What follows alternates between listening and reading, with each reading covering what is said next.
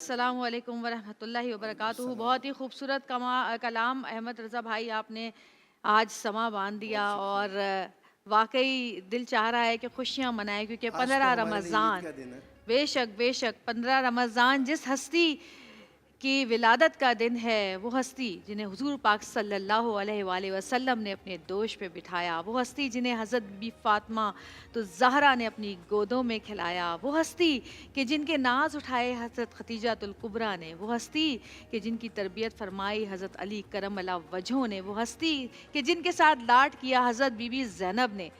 کیا وہ ہستی، کیا وہ انسان، کیا وہ حکمران جن کے بارے میں نبی پاک صلی اللہ علیہ وسلم نے فرمایا کہ حسن دو مسلمان گروہوں میں صلح کرائیں گے، اور انہوں نے وہی کیا، اپنا تخت و تاج کی قربانی دے کر اس زمین پہ فساد ہونے سے بچایا، مسلمانوں کا خون بہنے سے بچایا۔ جب وہ پیدا ہوئے تو نبی پاک صلی اللہ علیہ وآلہ وسلم نے انہیں گھٹی دی، ان کا عقیقہ کیا، ان کے بالوں کے برابر چاندی غریبوں میں تقسیم کی۔ وہ مشابہ تھے نبی پاک صلی اللہ علیہ وآلہ وسلم کے، اور طبیعت میں بھی انہی سے مشابہ تھے۔ ان کی سخاوت کا یہ عالم تھا کہ انہوں نے 2 بار اپنی پوری مال و دولت اللہ کی راہ میں خرچ کی، اور 3 بار اپنی آدھی دولت غریبوں میں تقسیم کی۔ اتنے سخی تھے کہ کسی بھی سائل کو خالی ہاتھ جانے نہیں دیتے تھے، کیونکہ وہ کہتے تھے کہ اگر میں نے سائل کو خالی ہاتھ جانے دیا تو مجھے اپنے اللہ سے مانگتے ہوئے حیا آئے گی۔ وہ اتنے سخی تھے کہ ایک بار کہیں سے گزر رہے تھے تو ان کو ایک باغ کے باہر ایک غلام نظر آیا جو کہ کھانا کھا رہا تھا، اور اس کے سامنے ایک کتا بیٹھا تھا، تو وہ ایک نوالا خود کھاتا تھا، ایک نوالا اس کتے کے آگے ڈالتا تھا۔ آپ نے پوچھا کہ بھئی یہ کیا ماجرا ہے کہ اتنا سا تمہارے پاس کھانا ہے، اس میں سے بھی تم اس کتے کو کھلا رہے ہو؟ تو انہوں نے کہا کہ یہ بھوکا ہے، اور اس کی آنکھ میں آنکھ ڈال کے کھاتے ہوئے، اس کی آنکھ کو دیکھتے ہوئے مجھے شرم آتی ہے کہ میں اکیلے کھاؤں اور یہ بھوکا رہ جائے۔ انہوں نے پوچھا کہ آپ کس کے غلام ہو؟ انہوں نے بتایا کہ میرے آقا یہ ہیں، اور میں اسی باغ میں جو ہے کام کرتا ہوں۔ حضرت امام حسن وہاں سے چلے گئے اور تھوڑی دیر بعد واپس آئے۔ اس کو کہا کہ جانا نہیں، میں بھی آتا ہوں۔ اور سبحان اللہ، انہوں نے اس غلام کو خرید لیا۔ تو وہ غلام بڑا خوش ہوا اور اس نے کہا کہ میں آل نبی کی غلامی کروں گا۔ تو حضرت امام حسن نے فرمایا کہ نہیں، میں نے تمہیں آزاد بھی کر دیا، اور یہ باغ بھی میں نے تمہارے لیے خرید لیا۔ آج سے تم اس باغ کے مالک ہو اور تم آزاد ہو۔ یہ وہ ہستی، اتنے سخی، اور علم کا یہ عالم کہ چھوٹی سی عمر میں وہی یاد کر لیا کرتے تھے۔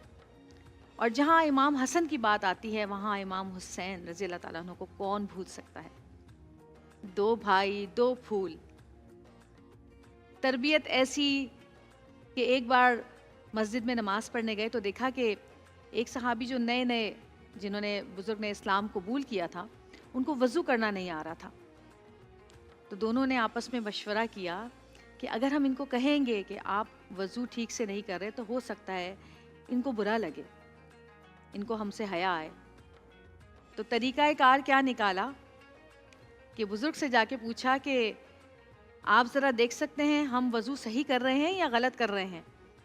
اور ان کے سامنے پورا وضو کیا، اور اس کے بعد ان بزرگ نے ان کو گلے سے لگا لیا اور سینے سے لگا کے کہنے لگے کہ آج تم لوگوں نے مجھے وضو کا طریقہ بتا دیا۔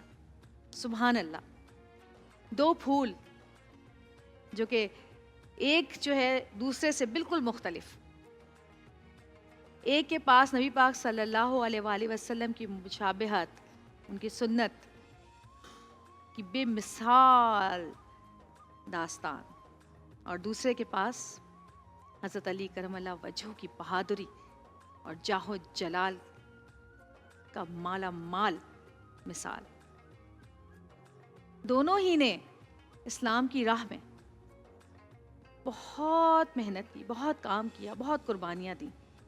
ایک نے صلح کر کے اس اسلام کی لاج رکھی، اور دوسرے نے جہاد کر کے اسلام کی لاج رکھی۔ ایک کو زہر دیا گیا، دوسرے کو جہاد میں شہید کر دیا گیا۔ دونوں ہی شہید ہوئے اسلام کی راہ میں۔